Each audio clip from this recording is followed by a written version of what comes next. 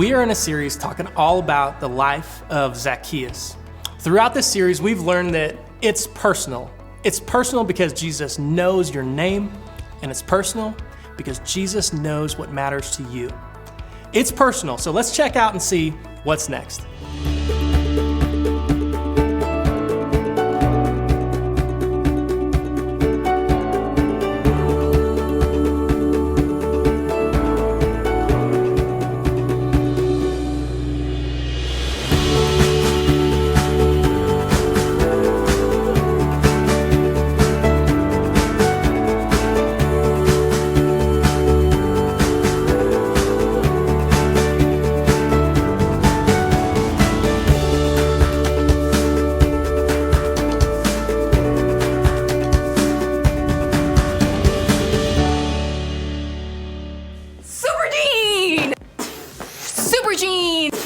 Super Gene!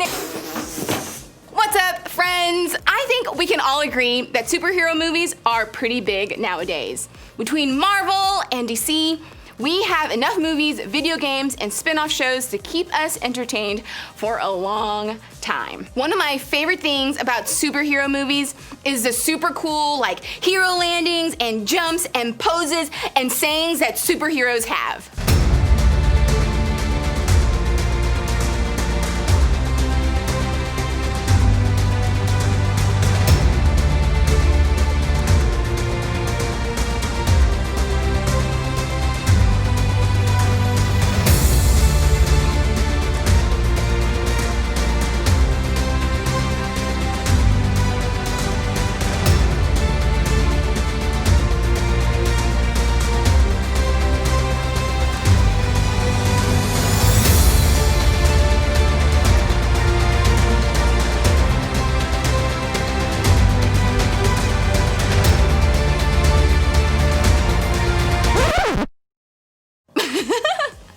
Something else I love about superhero movies, the backstory. I love getting all the little details about how each hero became, well, a hero. It always seems like if we're going to really understand who a superhero is, we need to understand where they came from. Did you know that the same thing is true for us? Just think about this. How many people in our schools, in our neighborhoods, on our teams, or even in this room right now do we assume we know? We might feel confident that we know the stories of some people just because we know some things about them, like their name, or what they're good at, or what they're into when it comes to clothes, music, or friends. We think we know the full picture of who a person is because of what we can see, the way they act, the way they live, who their friends are, and more.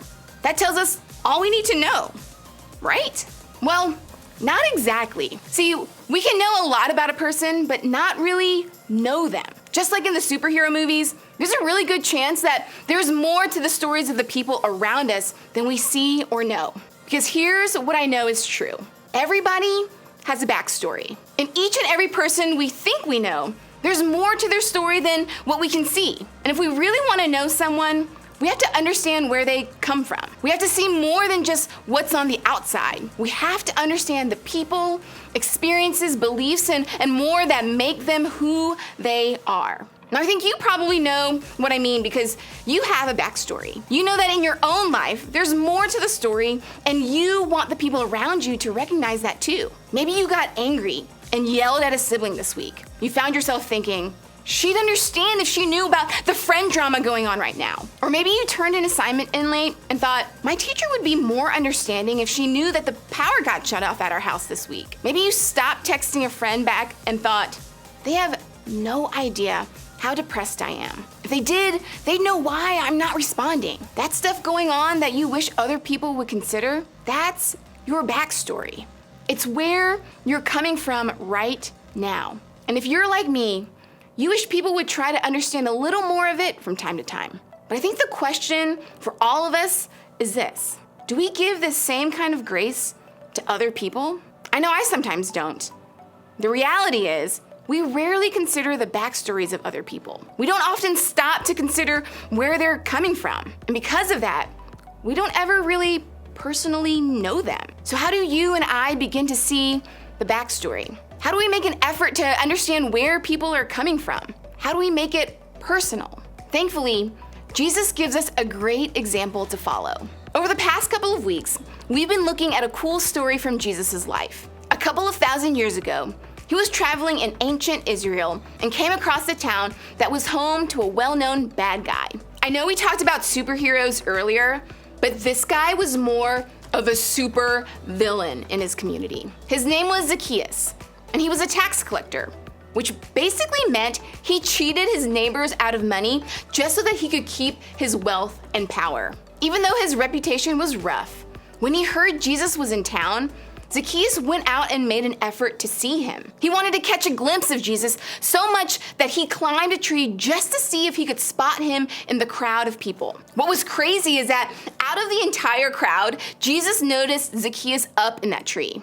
And not only that, Jesus walked over, called Zacchaeus by name, and told him to get out of that tree. Why? Well, for a reason no one expected: to hang out.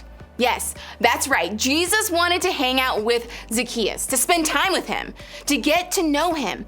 And not just anywhere. Jesus wanted to go to Zacchaeus' home, the place he came from. Take a look. When Jesus reached the spot, he looked up and said to him, "Zacchaeus, come down immediately. I must stay at your house today." So he came down at once and welcomed him gladly.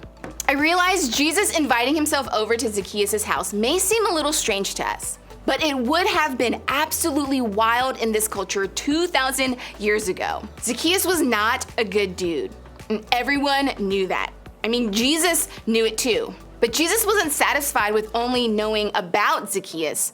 He wanted to actually know Zacchaeus. That's why Jesus wanted to go right to where he lived. See, there's something about where we live that says a lot about who we are. Where we live is usually the place where we're most comfortable. It's the place where our guard comes down and we can be who we really are. Can you imagine Jesus coming over to Zacchaeus' house and Zacchaeus taking his sandals off, putting on his barbecue apron, and kicking back with Jesus? "Hey, what's up, Jesus? What you want, some pork or some beef? Some sauce with that? I don't know."